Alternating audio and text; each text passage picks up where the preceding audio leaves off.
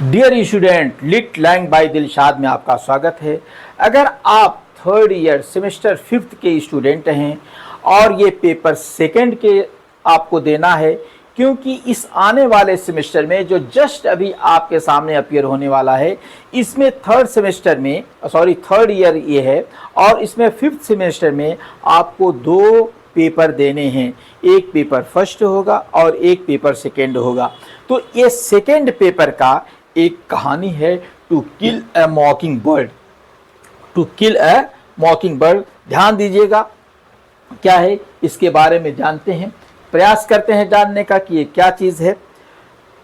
ये देखिए, सबसे पहले हम इंट्रोडक्शन देख लेते हैं किसका, अमेरिकन फिक्शन क्या होता है इसको जान लीजिए, क्योंकि ये अमेरिकन फिक्शन है। और ये अमेरिकन फिक्शन होता क्या है इसको देख लीजिए। American fiction refers to a literature written in the United States, primarily exploring themes like individualism, freedom, social justice, race and morality। ये जो आपको जो शो करता है, ये अमेरिकन फिक्शन जो है रिफर्स टू द लिटरेचर, ये लिटरेचर को रिफर्स करता है written in the United state.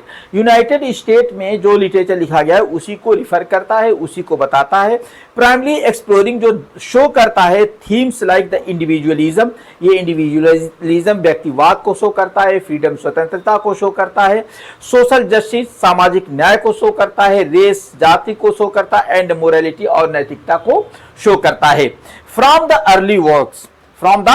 Early works of the Washington Irving and Nathaniel Hawthorne जो है इसके थे राइटर थे, जो शुरुआती राइटर थे। ये दो इंपॉर्टेंट राइटर थे to 20th century writers like F Scott Fitzgerald और जो है Ernest Hemingway and Harper Lee.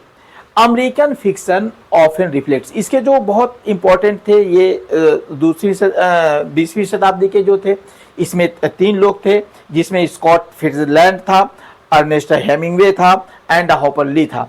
American fiction often reflects the history, cultural and social challenges. ये जो रिफ्लेक्ट करता है, जो दिखाता है, हिस्ट्री को दिखाता है, कल्चर को दिखाता है, सोशल चैलेंजेस को दिखाता है और जो है सामाजिक चुनौतियों को दिखाता है। आप द यूनाइटेड स्टेट की सामाजिक चुनौती, कल्चर, संस्कृति और हिस्ट्री को भी वो शो करता है।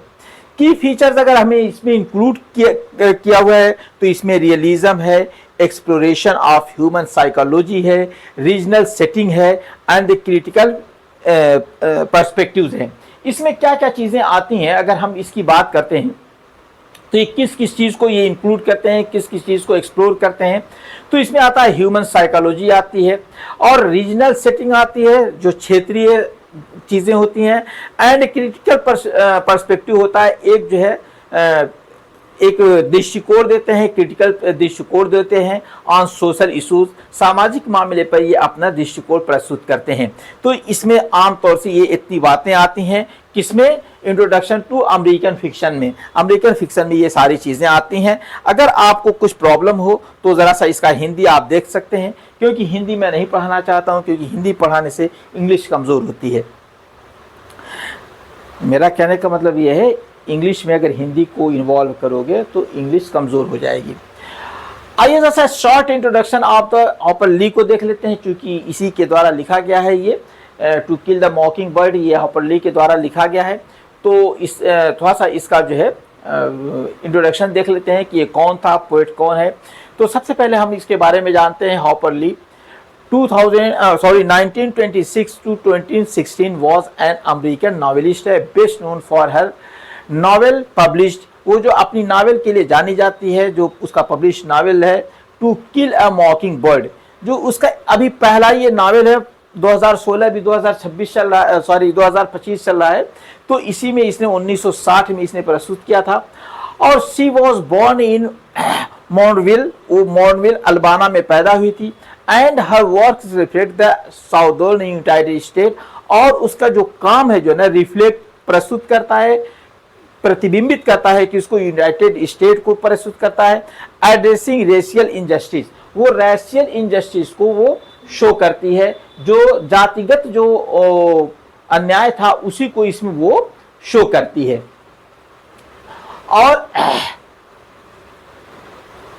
दूसरा है इसमें इनजस्टिस, मोरालिटी एंड कंपैशन। और किस चीज को, मोरालिटी को शो करती है और कंपैशन को शो करती है। और फिर उसके बाद क्या चाहिए, Lee's writing is a celebrated for its clear narrative style, deep characterisation and profound social commentary. ये क्या करती है, इसमें जो है Lee writing is celebrated, Lee की जो राइटिंग है वो सेलिब्रेट करती है, वो शो करती है, क्या चीज शो करती है, for a clear narrative style, वो उसकी जो नारेटिव स्टाइल है वो बहुत ही क्लियर है।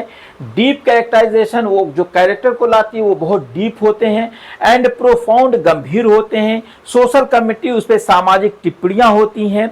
हर नॉवेल वॉन, उसकी नॉवेल ने जीता था द प्रिज़र प्राइज जीता था। And continues to be an essential part of the American literature, और ये अमेरिकन लिटरेचर की एक महत्वपूर्ण कड़ी बन गई थी, एक महत्वपूर्ण हिस्सा बन गई थी।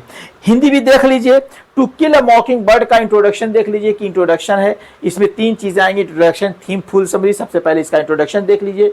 To kill a mockingbird is set in the fictional town, ये एक फिक्शनल टाउन है, एक जो है फिक्शनल टाउन में इसको सेट किया गया है, यानी कि एक काल्पनिक नगर की बात की गई है जिसका नाम है मेकॉम, ऑफ मेकॉम, और अल्बाना का ये है शहर, इसको किया गया है, इसको इमेजिन किया गया है।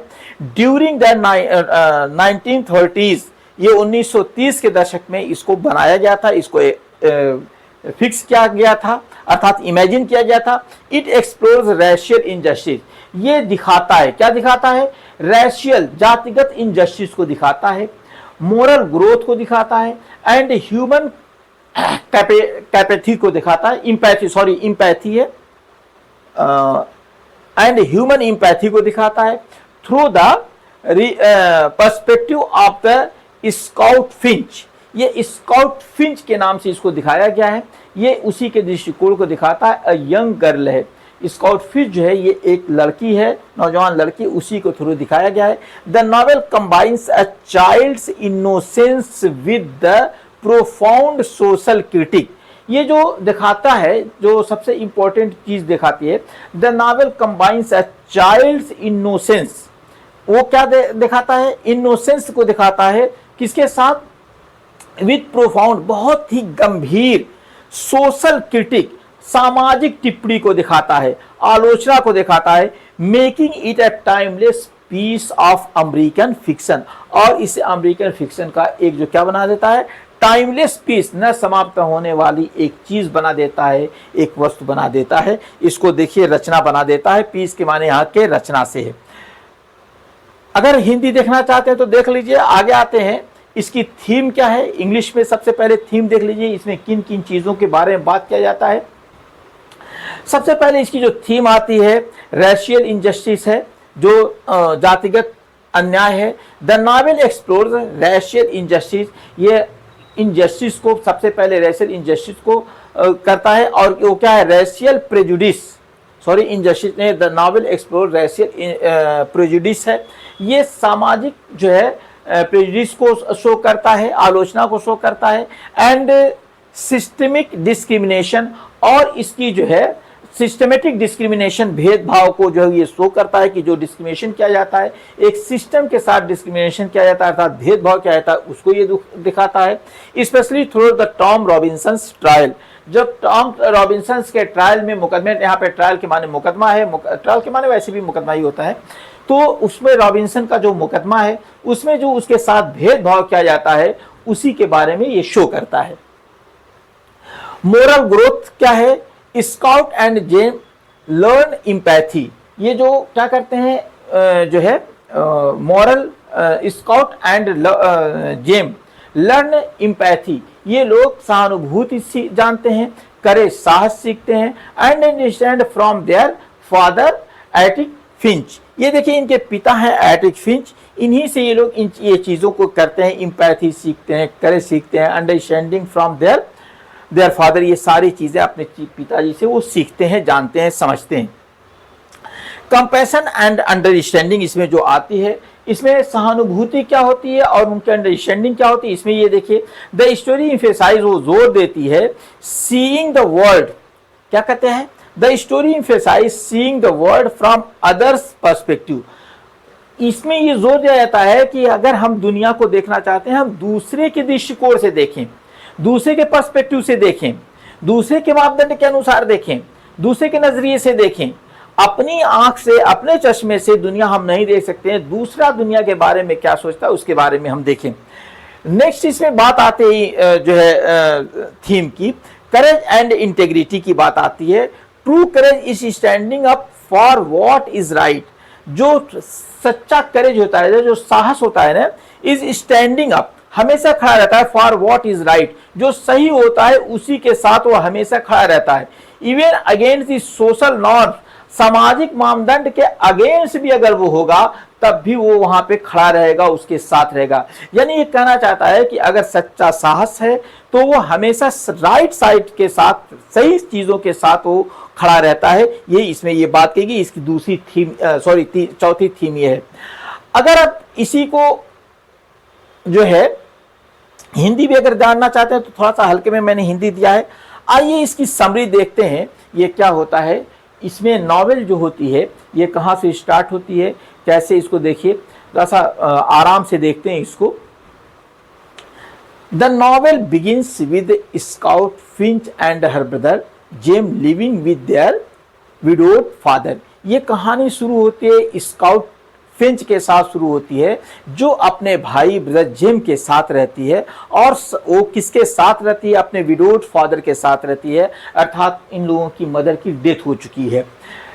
एटिक फिंच जो होती है वो उसके पिता है एटिक फिंच। इन मेकॉम्ब, वो मेकॉम्ब जगह है अल्बाना की। मैंने बताया था कि ये एक जो है फिक्शनल प्लेस है, अर्थात जो है इसको जो है इमेजिन किया गया है, वहां पे रहते हैं। एटिक इज अ लॉयर, जो उनका पिता जो एटिक है वो लॉयर है। Respect for his integrity and moral principle, वो क्या करता है, एटिक इज अ लॉयर और रिस्पेक्टेड, और वो रिस्पेक्टेड है, किसके लिए रिस्पेक्टेड है, Atticus Finch, sorry, respected for his, sorry यार, Atticus Finch in Maycomb Alabama. Atticus is lawyer respected, ये एक लॉयर है और क्या है, रिस्पेक्टेड क्या होता है, फॉर हिज इंटेग्रिटी, अपनी ईमानदारी के कारण उसका जो है सम्मान है। वो इतना ज्यादा ईमानदार है कि उसकी ईमानदारी की वजह से उसका हर जगह सम्मान है। और उसकी एक नैतिक सिद्धांत है, मॉरल प्रिंसिपल है, उसका नैतिक सिद्धांत है। Scout and Jem befriend Dill, वो जो है डिल के साथ फ्रेंडशिप कर लेते हैं।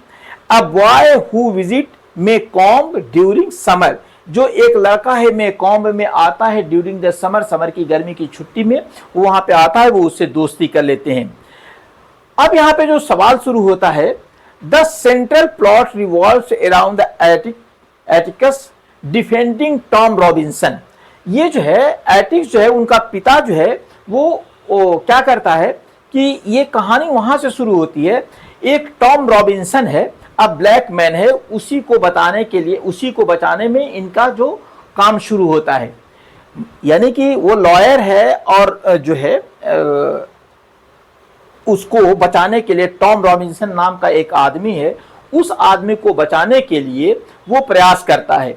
लेकिन वो प्रयास, और वो जो आदमी है वो ब्लैक है, और उसको क्या किया गया है, Robinson black man falsely accused of rapping a white woman, जिसके ऊपर इल्जाम लगाया गया है कि उसने एक गोरी महिला का रेप किया है।